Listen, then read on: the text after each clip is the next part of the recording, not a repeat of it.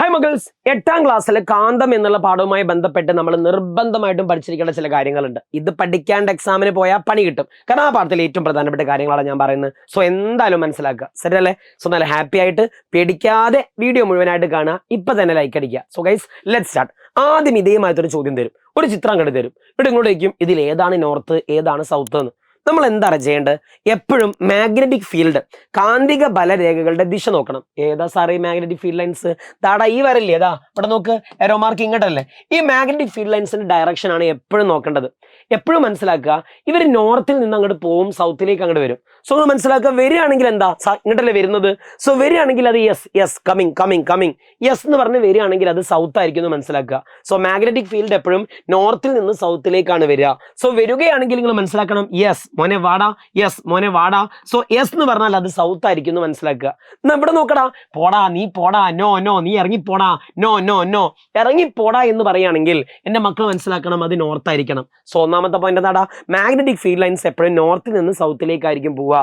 ഇതായിരിക്കും നമ്മളെ magnetic field ലൈൻസിന്റെ ചിത്രം. റെഡി അല്ലേ? സെറ്റ് അല്ലേ? ഇതിൽ അഭിപ്രായം ഒന്നുമില്ലല്ലോ. സോ ഇനി മുതൽ ആരോ മാർക്ക് നോക്കിയിട്ട് നോർത്ത് ഏതാ സൗത്ത് ഏതാന്ന് നമുക്ക് അറിയണം.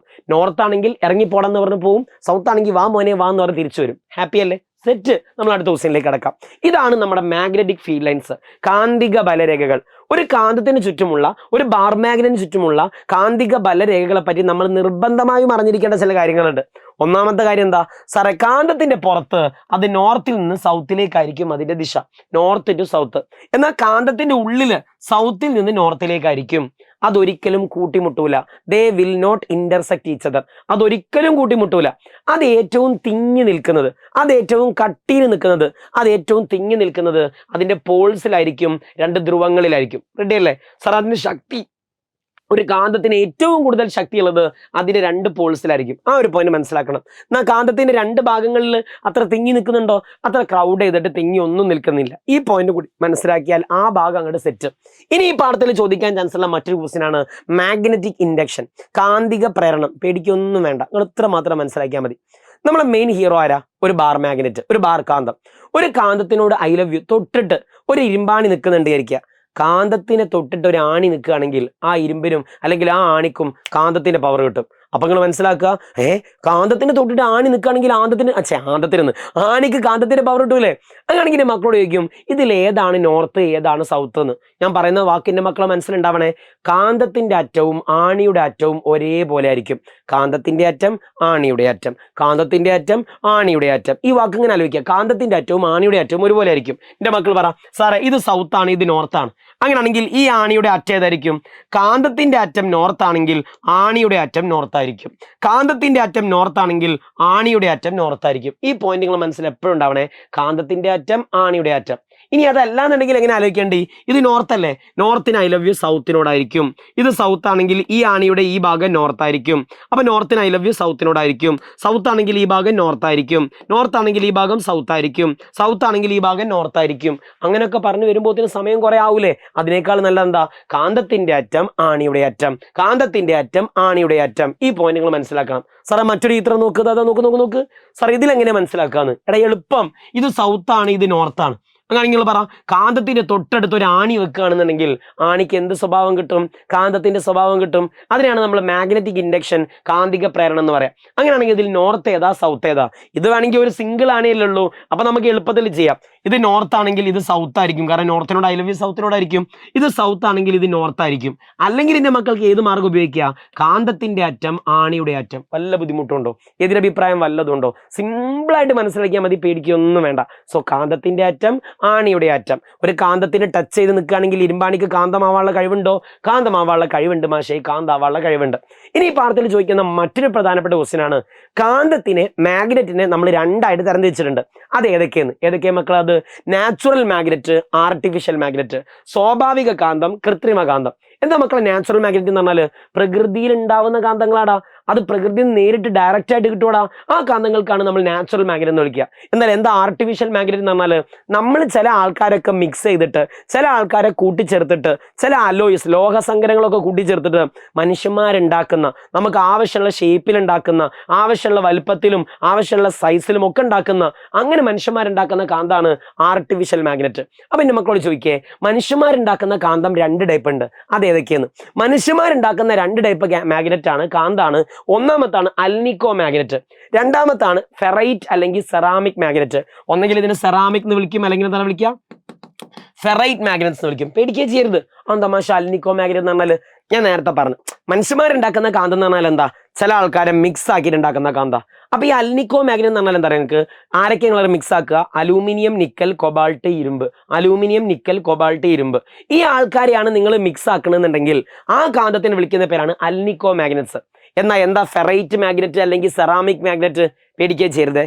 അയ്യോ അയ്യോ അയ്യോ, അയൺ ഓക്സൈഡ്, പേടിക്കരുത് ഞാൻ പറഞ്ഞുതരാം. Iron oxide, barium carbonate, strontium carbonate, ഇത് മിക്സ് ആക്കുകയാണെങ്കിൽ അതിനെ വിളിക്കുന്ന പേരാണ് ഫെറൈറ്റ് കാന്തങ്ങൾ അല്ലെങ്കിൽ സെറാമിക് കാന്തങ്ങൾ. അപ്പൊ ഇത് ചിലപ്പോൾ വരിക്കും സാർ ഇത് പേര് തന്നെ കിട്ടും, അൽനിക്കോ കാന്തം, അലൂമിനിയം നിക്കൽ ഇരുമ്പ് കൊബാൾട്ട്. പക്ഷെ ഇതെങ്ങനെ മാഷ കിട്ടുക? അത് വേണമെങ്കിൽ ഇങ്ങനെ ആലോചിക്കുക, ഫെറൈറ്റ് കാന്തം എന്ന് പറഞ്ഞാൽ ഫെറാറി ആലോചിക്കുക, ഫെറാറിന്നോ സെറാമിക് എന്ന് പറയുമ്പോൾ കാർ ആലോചിക്കുക. സാറേ കാറിൽ ആരൊക്കെ മറന്നു വെച്ച് ആലോചിക്കുക, ഭാര്യയും കാറിലാണ്, സ്ട്രോയും, നമ്മളെ സ്ട്രോ അടിക്കില്ല, ജ്യൂസ് കുടിക്കുന്ന സ്ട്രോയും കാറിലാണ്, ഭാര്യയും കാറിലാണ് ആലോചിക്കുക. So barium carbonate, strontium carbonate, അയ്യോ അയ്യോ അയ്യോ, അയൺ ഓക്സൈഡ്. സോ ഈ ആൾക്കാരെ മിക്സ് ചെയ്താലാണ് സെറാമിക് കാന്തം കിട്ടുക എന്നിന്റെ മക്കളൊന്ന് പഠിച്ചു വെക്കുക. ഇനി ഇതിന് എക്സാമ്പിൾ ചോദിക്കും, ഇതിന് എക്സാമ്പിൾ ചോദിക്കും. പ്രകൃതിയിലുള്ള നാച്ചുറൽ മാഗ്നറ്റ് എക്സാമ്പിൾ ആണ് ലോഡ് സ്റ്റോൺ അല്ലെങ്കിൽ ലീഡിംഗ് സ്റ്റോൺ. എന്നാൽ ഇതിന് എക്സാമ്പിൾ ആണ് സുഹൃത്തുക്കളെ, നമ്മൾ ഉണ്ടാക്കുന്ന കാന്തത്തിന് എക്സാമ്പിൾ ആണ് ബാർ കാന്തം, U magnet, disc magnet, magnetic needle, കാന്ത സൂചി, ഇതൊക്കെയാണ് അതിന് എക്സാമ്പിൾ. ഇതൊക്കെ സിമ്പിൾ ആയിട്ട് പഠിക്കാവുന്ന കാര്യമല്ലേ ഉള്ളൂ. സിമ്പിൾ ആയിട്ട് മക്കളൊന്ന് പഠിച്ചു വെക്കുക. സാറേ പിന്നെ ഇവിടെ നിങ്ങോട്ട് ചോദിക്കുന്ന ഒരു ചോദ്യമാണ്, ഇതേമാതിരത്തെ ഒരു ചിത്രം കണ്ടു തരും, ഉറപ്പിച്ചോ മക്കളെ, എക്സാമിന് പ്രതീക്ഷിക്കാവുന്ന ഒരു ചോദ്യം. ഇതേമാതിരത്തെ ഒരു ചിത്രം കണ്ടു തരും, എന്നിട്ട് മക്കളോട് ചോദിക്കും, ഇതിൽ 2 ആൾക്കാരുടെ ഇടയിലുള്ള മാഗ്നറ്റിക് ഫീൽഡ് ലൈൻസ് വരയ്ക്കാൻ പറ്റുമെന്ന്. 2 ആൾക്കാർക്ക് ഇടയിലുള്ള കാന്തിക മണ്ഡലം അല്ലെങ്കിൽ കാന്തിക ബല രേഖകൾ, I love you, magnetic field lines വരയ്ക്കാൻ പറ്റുമെന്ന്. ഞാൻ ആദ്യം മക്കൾക്ക് ഒരു കാര്യം പറഞ്ഞത്, ഇത് പഠിച്ച സെറ്റാണ്, നല്ലോണം എന്നെ നോക്കിന്നോളേ. ആദ്യം മക്കൾ മനസ്സിലാക്കണം, എപ്പോഴെങ്കിലും മാഷ് നിങ്ങളോട് വരയ്ക്കാൻ പറഞ്ഞത്, പരീക്ഷയ്ക്ക് നിങ്ങളോട് വരയ്ക്കാൻ പറഞ്ഞത് 2 ഒരേപോലുള്ള ആൾക്കാരാണ് ഇരിക്കുക. ഫോർ എക്സാമ്പിൾ നോർത്ത് അല്ലെങ്കിൽ എന്താടാ സൗത്ത്, 2 ഒരേപോലത്തെ ആൾക്കാരാണ് ഇരിക്കുക. ഞാൻ വെറുതെ നിങ്ങൾക്ക് മനസ്സിലാക്കാൻ വേണ്ടി വരയ്ക്കുകയാണ്. 2 ഒരേമാതിരത്തെ ആൾക്കാരാണെങ്കിൽ അതിനിടയിലുള്ള ഐ ലവ് യു ആണ് ഉണ്ടാവുക? അല്ല. ഒരേമാതിരത്തെ ആൾക്കാരാണെങ്കിൽ ഐ ഹേറ്റ് യു ആണ്, പരസ്പരം വികർഷിക്കും, ദേ റിപ്പൽ ഈച്ച് അതർ. അപ്പൊ എന്താ കുറെ ചിത്രം വരിക? ഐ ഹേറ്റ് യു ആണെങ്കിൽ ചിത്രം എങ്ങനെ, അയ്യോ എനിക്ക് നിന്നെ വേണ്ട, എനിക്ക് നിന്നെ വേണ്ട, എനിക്ക് നിന്നെ വേണ്ട, എനിക്ക് നിന്നെ വേണ്ട, നീ പോടാ, ഇതായിരിക്കും ഐ ഹേറ്റ് യുവിന്റെ ചിത്രം. സോ എന്റെ മക്കൾ ആദ്യത്തെ പോയിന്റ് എന്താ മനസ്സിലാക്കേണ്ടത്, നിങ്ങൾ ആദ്യം ചിത്രം വരയ്ക്കാൻ വേണ്ടി പറയുമ്പോൾ ഐ ലവ് യു ആണോ ഐ ഹേറ്റ് യു ആണോ നോക്കുക. സാറേ നോർത്തും സൗത്തും ആണ്, അല്ല നോർത്തും ആണ്, സൗത്തും ആണ്, ഒരേ മാറ്റത്തെ ആൾക്കാരാണ്, ഐ ഹേറ്റ് യു ആണ്. അപ്പൊ ഈ ചിത്രമാണ് ഇടേണ്ടത്. പിന്നെ ഏരോ മാർക്ക് ഇട്ടാൽ മതി. ഏരോ മാർക്ക് എങ്ങനെ ഇടാൻ ഞാൻ നേരത്തെ പറഞ്ഞില്ലല്ലോ, നോർത്ത് ആണെങ്കിൽ ഇറങ്ങി പോടാന്ന് പറയും, സൗത്ത് ആണെങ്കിൽ വാ മോനെ വാ എന്ന് പറയും. ഞാൻ കാണിച്ചു തരാം. നിന്റെ മക്കൾ മനസ്സിലാക്കണേ, അഥവാ എക്സാമിന് വരുന്ന ക്വസ്റ്റ്യനിൽ 2 ഓപ്പോസിറ്റ് ആൾക്കാരാണ് ഇരിക്കുക, നോർത്തും സൗത്തും ഓപ്പോസിറ്റ് ആൾക്കാർ തമ്മിൽ എന്താ ഉണ്ടാവുക, ഐ ലവ് യു ആണെങ്കിൽ എന്താ നിങ്ങൾ ചിത്രം വരയ്ക്കേണ്ടത്, ഇത് അങ്ങനെ ചേട്ടായി കോഫി, ഇതായിരിക്കണം നോർത്തും സൗത്തും ഓപ്പോസിറ്റ് ആൾക്കാരുടെ ചിത്രം. ഞാൻ എൻ്റെ മക്കളോട് പറയലടാ, എന്തിനും ടൈം വേസ്റ്റ് ആക്കുന്നത്, ഈ വീഡിയോ കാണുമ്പോൾ തന്നെ പഠിച്ചോ, ഇങ്ങോട്ട് സമാധാനിക്ക്. ഈ കൺസെപ്റ്റ് റെഡി ആൾക്കാർ ഇപ്പം തന്നെ ലൈക്ക് അടിക്കി. എൻ്റെ മക്കൾ ഇങ്ങോട്ട് നോക്കണം. സാറേ ഓപ്പോസിറ്റ് ആൾക്കാരാണെങ്കിൽ ഐ ഹേറ്റ് യു ഇറങ്ങി പോടാന്ന് പറഞ്ഞിട്ട് റിപ്പൽ ചെയ്യും. ഓപ്പോസിറ്റ് ആൾക്കാരാണെങ്കിൽ അട്രാക്ട് ചെയ്യും. സെയിം ആൾക്കാരാണെങ്കിൽ ഇറങ്ങി പോടാന്ന് പറഞ്ഞിട്ട് എന്ത് ചെയ്യും, റിപ്പൽ ചെയ്യും. റെഡി അല്ലേ? ഇനി നമുക്ക് നോക്കല്ലേ, ചിത്രം വരച്ച് നോക്കല്ലേ. പർസോനെ ദൈവമേ കട്ടിലുള്ള ക്വസ്റ്റ്യൻ ഒക്കെ ആവണേ, എന്തായാലും കുഴപ്പമില്ല, ഞങ്ങൾ റെഡിയാക്കും സാറേ എന്ന് വിചാരിക്കരുത്. സിമ്പിളുള്ള ക്വസ്റ്റ്യൻ വരട്ടെ, നമുക്ക് പ്രാർത്ഥിക്കാം. എൻ്റെ മക്കൾ ഇങ്ങോട്ട് നോക്ക്. സാറേ നോർത്തും സൗത്തും ഇതിനിടയിലുള്ള ചിത്രം എങ്ങനെ വരയ്ക്കുക? നമ്മൾ ആദ്യം മനസ്സിലാക്കേണ്ട കാര്യം എന്താ, ഇത് ഓപ്പോസിറ്റ് ആൾക്കാരാണ്. ഓപ്പോസിറ്റ് ആൾക്കാരാണെങ്കിൽ ഐ ലവ് യു ആണോ ഐ ഹേറ്റ് യു ആണോ? ഓപ്പോസിറ്റ് ആൾക്കാരാണെങ്കിൽ ഐ ലവ് യു ആണ്. സോ എന്താ ചെയ്യേണ്ടി, ചേട്ടാ ഓ മൈ ഗോഡ് ചേട്ടൻ്റെ ചിത്രം വരയ്ക്കുക, ഐ ലവ് യുവിന്റെ ചിത്രം വരയ്ക്കുക. സോ ഗൈസ് ഐ ലവ് യുവിന്റെ ചിത്രം വരച്ച് ഇനി എന്താ ചെയ്യേണ്ടി, ചിത്രം വരച്ച് കഴിഞ്ഞാൽ ആരോ മാർക്ക് കാണണം. എൻ്റെ മക്കൾ പറ ആരോ മാർക്ക് എവിടുന്ന, നോർത്തിനോട് നോ എന്ന് പറയും, അന്നെ വേണ്ടടാ പോടാ അന്നെ വേണ്ടടാ. ചിത്രം കഴിഞ്ഞ്, പരിപാടി കഴിഞ്ഞ്. സിമ്പിൾ ഹമ്പിൾ നിസ്സാരം. എന്തെളുപ്പാ എൻ്റെ മക്കൾ ഇഷ്ടപ്പെട്ട് പഠിക്കടാ, സിമ്പിളാണ്. സാർ അടുത്തൊരു ചിത്രം വരും സാർ, ഞങ്ങൾക്ക് ഇൻട്രസ്റ്റ് ആയി. എൻ്റെ മോനെ നോർത്തും വന്നാൽ എന്താ ചെയ്യേണ്ടി, 2 ഒരേമാതിരത്തെ ആൾക്കാരാണ്. ഒരേമാതിരത്തെ ആൾക്കാരാണെങ്കിൽ ഐ ഹേറ്റ് യു ആണ്. ഓൻ ആർക്കും ഇഷ്ടല്ല. ഐ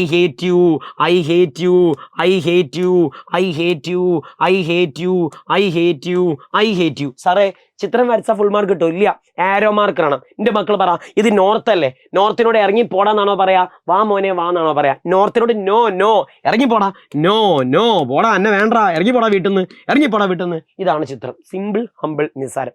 സാർ അടുത്തൊരു ചിത്രം വാ, അടുത്തൊരു ചിത്രം നോക്കുക. സൗത്തും സൗത്തും നമ്മളെ പേടിപ്പിക്കാൻ നോക്കുക. സൗത്തും സൗത്തും നമ്മൾ എന്താ പറയണ്ടേ? മാഷെ ഇത് ഒരേ മാരത്തെ ആൾക്കാരാണോ ഓപ്പോസിറ്റ് ആൾക്കാരാണോ? ഇത് ഒരേ മാരത്തെ ആൾക്കാരാണ്, സെയിം പോൾസ് ആണ്. അപ്പൊ ഐ ലവ് യു ആണോ ഐ ഹേറ്റ് യു ആണോ? റിപ്പൽ ഈച്ച് അതർ മാഷെ. അത് പരസ്പരം വികർഷിക്കും, അവർക്ക് പരസ്പരം ഇഷ്ടമല്ല. നിന്നെ എനിക്ക് കാണണ്ട, നിന്നെ എനിക്ക് ഇഷ്ടമല്ല, നിന്നെ എനിക്ക് ഇഷ്ടമല്ല എന്ന് പറയും. ഇനി എന്താ ചെയ്യേണ്ടത്? സാർ ഇതിന്റെ ആരോ മാർക്ക് ആണ്. എന്റെ മക്കൾ പറ, നോ എന്ന് പറഞ്ഞ് പുറത്തേക്കാണോ വിടുക? വാ മോനെ വാ എന്നാണോ പറയാ? സാർ ഇത് സൗത്ത് ആണ്. വാ മോനെ വാ, വാ മോനെ വാ, മകനെ തിരിച്ചു വരൂ, മകനെ വീട്ടിലേക്ക് വരൂ, എന്റെ മകനെ വീട്ടിലേക്ക് വരൂ. സിമ്പിൾ, ഹമ്പിൾ, നിസ്സാരം. സാർ ഒരു ക്വസ്റ്റ്യൻ കൂടി തരുമോ? ഇനി ഇതിന്റെ ക്വസ്റ്റ്യൻ മൊത്തമായില്ലേ? സോ അതാണ് ആ ഭാഗത്തിന്റെ മക്കൾ പഠിക്കാനുള്ളത്. ആൻഡ് ഈ പാഠത്തിൽ മറ്റൊരു പ്രധാനപ്പെട്ട കാര്യമാണ് മാഗ്നറ്റിക് ലെവിറ്റേഷൻ. എക്സാമിന് ഉറപ്പായിട്ടും പഠിക്കണം. എന്താ മാഗ്നറ്റിക് ലെവിറ്റേഷൻ? എടാ, കാന്തത്തിന്റെ സ്വഭാവം കൊണ്ട്, കാന്തത്തിന്റെ മാഗ്നറ്റിക് പ്രോപ്പർട്ടി കൊണ്ട്, ആകർഷണ വികർഷണം കൊണ്ട് ഒരാൾ ഗുരുത്വാകർഷണത്തിനെതിരെ, ഗ്രാവിറ്റേഷനെതിരെ പ്രവൃത്തി ചെയ്തിട്ട് ഒരാൾ വായുവിൽ ഇങ്ങനെ തങ്ങി നിർത്തുകയാണെന്നുണ്ടെങ്കിൽ അതിന് പറയുന്ന പേരാണ് മാഗ്നറ്റിക് ലെവിറ്റേഷൻ. കുറച്ചുകൂടി ലോക്കൽ ഭാഷ പറഞ്ഞാൽ എന്റെ മക്കൾക്ക് അറിയില്ലടാ, നോർത്തും ഐ ലവ് യു ആണോ ഐ ഹേറ്റ് യു ആണോ? I hate you. അപ്പൊ പരസ്പരം അട്ടിക്കിട്ട് അവരെന്താ ചെയ്യുക? വികർഷിച്ച് ഇങ്ങനെ നിൽക്കും, എയറിൽ ഇങ്ങനെ തങ്ങി നിൽക്കും. അങ്ങനെ വായുവിൽ തങ്ങി നിൽക്കുന്നതിന് നമ്മൾ പറയുന്ന പേരാണ് മാഗ്നറ്റിക് ലെവിറ്റേഷൻ. Magnetic levitation. ഇവിടുന്ന് എക്സാമിന് ഇങ്ങോട്ട് ചോദിക്കും, ഈ മാഗ്നറ്റിക് ലെവിറ്റേഷൻ പ്രയോജനപ്പെടുത്തുന്ന രണ്ട് സംവിധാനങ്ങളുടെ പേര് പറയുന്നത്. അപ്പൊ എന്റെ മക്കൾ എന്താ മനസ്സിലാക്കേണ്ടത്? ഒന്നാമത്താണ് മാഗ്ലവ് ട്രെയിനുകൾ, രണ്ടാമത്താണ് മാഗ്ലവ് ലോഞ്ചിങ് സിസ്റ്റം. മാഗ്ലവ് ട്രെയിനുകൾ, മാഗ്ലവ് ലോഞ്ചിങ് സിസ്റ്റം. സോ ഈ രണ്ട് പോയിന്റിന്റെ മക്കൾ ഒന്ന് പഠിച്ചു വെച്ചാൽ വളരെ വളരെ നല്ലതാണ്. റെഡി അല്ലേ? ആൻഡ് ഈ പാഠത്തിൽ ഒരു കാര്യം കൂടി ചോദിക്കുക. ഇങ്ങോട്ട് ചിലപ്പോൾ ഇതേമാതിരി ഒരു വടക്ക് നോക്കി യന്ത്രത്തിന്റെ ഫോട്ടോ അങ്ങോട്ട് തരും. ഇതൊരു വടക്ക് നോക്കി യന്ത്രമാണ്, ഇതൊരു കോമ്പസ് ആണ്, ഇതൊരു വടക്ക് നോക്കി യന്ത്രമാണ്. ഇതിൽ നോർത്ത് ഏതാ, ഈസ്റ്റ് ഏതാ, വെസ്റ്റ് ഏതാ, സൗത്ത് ഏതാ? ഇത് കുറച്ച് ക്രൂരമായ ചോദ്യമാണ്. പക്ഷെ എന്റെ മക്കൾ തളരരുത്, നമ്മളിപ്പോൾ പഠിച്ചാൽ പോരെ. ആദ്യം മക്കൾ മനസ്സിലാക്കണം, ക്വസ്റ്റ്യൻ പേപ്പറിൽ വടക്ക് നോക്കി യന്ത്രം തരികയാണെന്നുണ്ടെങ്കിൽ അതിൽ ഒരു ഭാഗം ഷെയ്ഡ് കൊടുത്തിട്ടുണ്ടാവും. ഷെയ്ഡ് കൊടുത്ത ഭാഗം എപ്പോഴും നോർത്ത് ആയിരിക്കും. എപ്പോഴും ഏതായിരിക്കടാ? നോർത്ത് ആയിരിക്കും. ഷെയ്ഡ് കൊടുത്ത ഭാഗം എപ്പോഴും നോർത്ത് ആയിരിക്കും മക്കളെ. North north north north. അപ്പൊ നമുക്ക് നോർത്ത് കിട്ടി. ഈ ചെങ്ങായി എങ്ങോട്ടാണോ നിൽക്കുന്നത് അതാണ് ഭൂമിന്റെ നോർത്ത്. അപ്പൊ ഞാൻ ചോദിക്കേ, ബാക്കിയുള്ള ഭാഗങ്ങൾ ഏതൊക്കെയാണ്? നിങ്ങൾക്ക് ബാക്കിയുള്ള ഭാഗങ്ങൾ അടയാളപ്പെടുത്താൻ അറിയോ? ഇല്ലെങ്കിൽ ഇപ്പം പഠിച്ചോ. നോർത്തിന്റെ ഓപ്പോസിറ്റ് ആയിരിക്കും സൗത്ത് ഉണ്ടാവുക. എപ്പോഴും മനസ്സിലാക്കുക, നോർത്തിന്റെ നേരെ ഓപ്പോസിറ്റ് ആണ് സൗത്ത് ഉണ്ടാവുക. സോ അയാൾക്ക് സൗത്ത് കിട്ടിയില്ലേ? റെഡി അല്ലേ? സോ നോർത്തിന്റെ ഓപ്പോസിറ്റ് ആണ് സൗത്ത് ഉണ്ടാവുക. ഇനി പ്രശ്നം എന്താ? ഈസ്റ്റും വെസ്റ്റും ഇവിടെ മാഷേ, കിഴക്കും പടിഞ്ഞാറും ഇവിടെ. നോർത്ത് എന്ന് പറഞ്ഞാൽ വടക്കാണ്, സൗത്ത് എന്ന് പറഞ്ഞാൽ തെക്കാണ്. ഇനി ഈസ്റ്റ് അഥവാ കിഴക്ക് എവിടെയാണ്? സിമ്പിൾ ആടാ, നോർത്ത് എന്നുള്ള ഭാഗം പിടിക്കുക.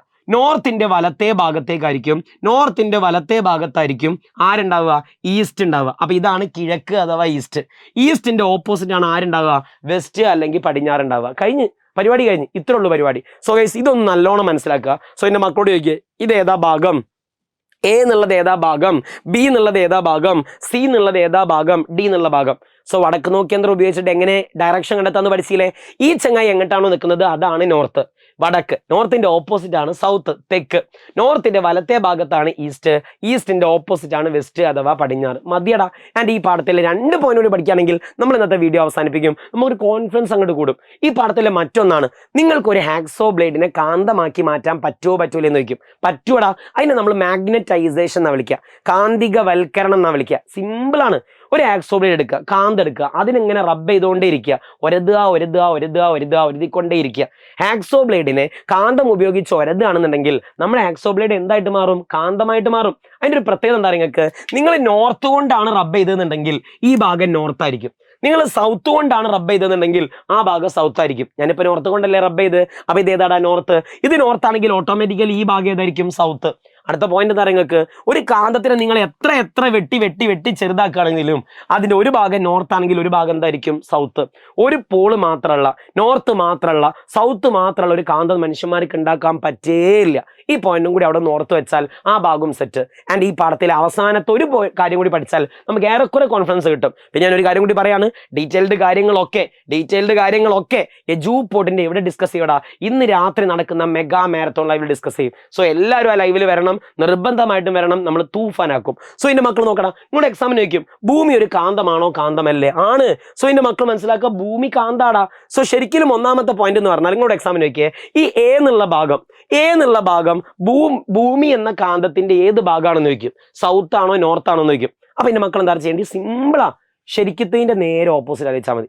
ശരിക്കും നിങ്ങൾക്ക് അറിയാം ഇത് ഭൂമിന്റെ നോർത്താണ്. അപ്പൊ ഇത് ഭൂമി എന്ന കാന്തത്തിന്റെ ഏതായിരിക്കും? സൗത്ത്.